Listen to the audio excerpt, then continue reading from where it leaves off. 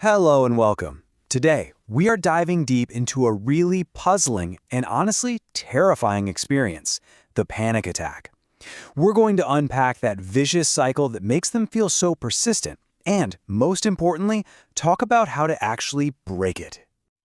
So let's just start with the biggest question, the one that probably brought you here. When you're in the middle of a panic attack, it feels completely out of control, right? Like a runaway train. But why? Why do they feel so incredibly powerful, so unstoppable? Well, the answer has nothing to do with being weak. It's all about a system in your body that's just gotten its wires crossed.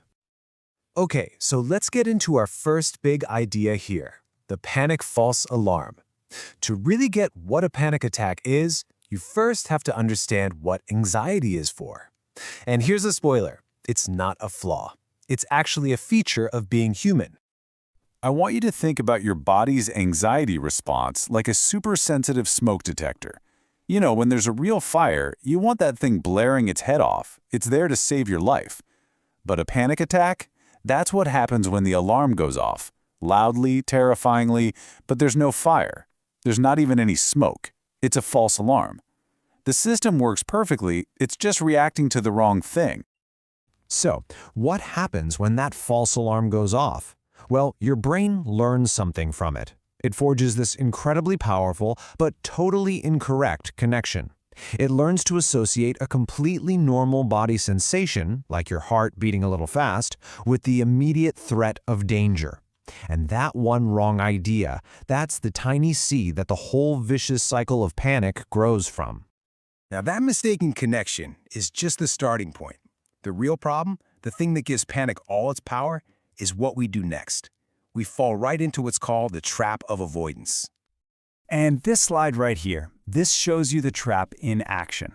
It all starts with step 1, some uncomfortable feeling, a trigger. Your heart skips a beat. Then, step 2, the catastrophic thought slams into your brain. Not, that's weird, but, oh my God, this is dangerous, I'm having a heart attack. So what do? Step 3, you immediately do something to feel safe. You flee the grocery store. You grab your lucky water bottle. You call someone for help. And that leads to step 4, temporary relief. You feel a little better. But here's the sneaky part. Step 5, the fear gets reinforced. Your brain never learns that the sensation was harmless. Instead, it learns, wow, good thing I ran out of that store. That's what saved me. The very act of avoiding proves the danger was real. And we have a name for those actions, safety behaviors. It's any little ritual you do to try and stop a catastrophe. It could be always having ginger ale on you just in case. Or maybe it's only going places if your safe person is with you.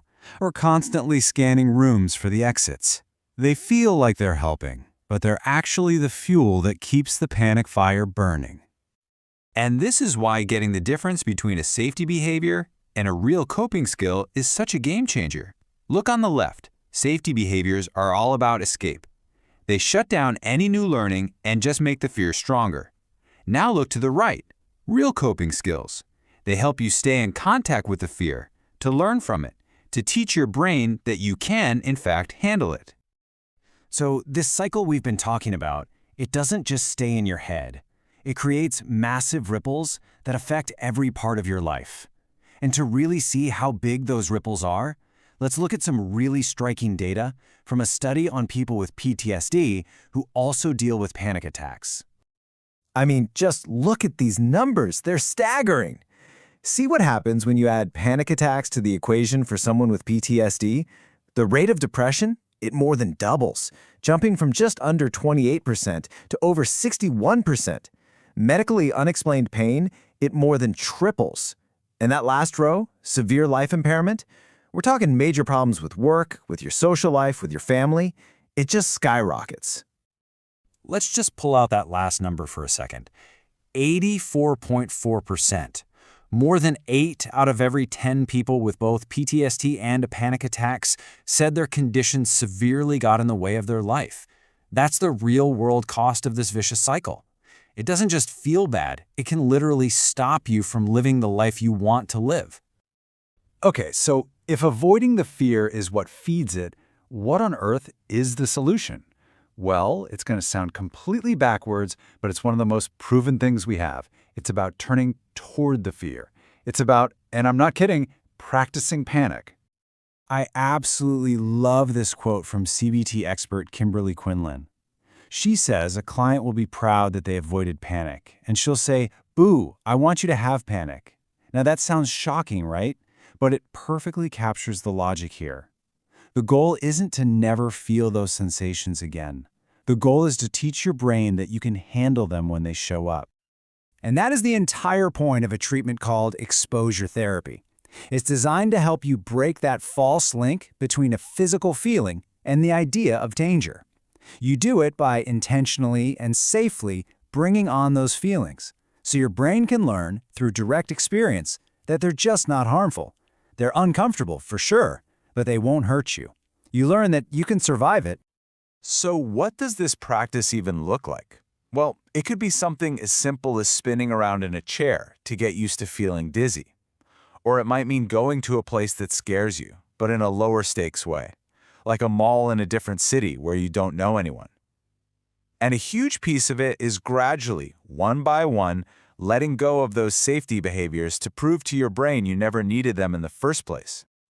Now, let's be real, this kind of work, facing your biggest fears on purpose, is incredibly hard, and it is definitely not something anyone expects you to do by yourself. That brings us to maybe the most important part of all of this, the relationship you build with a professional. It's called the therapeutic alliance. And it's way more than just, liking your therapist. It's a real partnership, a team effort built on collaboration and trust. And for a treatment like this, that alliance isn't just nice to have, it's absolutely essential. It's the safe space that makes all the hard work possible. And a strong alliance is built on 3 pillars. First, you both agree on the goals. What does better actually mean for you? Second, you both agree on the tasks, the how. You have to be on board with the idea that these exercises are the path to those goals. And finally, none of that works without a supportive, respectful bond. That's the foundation of trust you need to take these scary but necessary steps.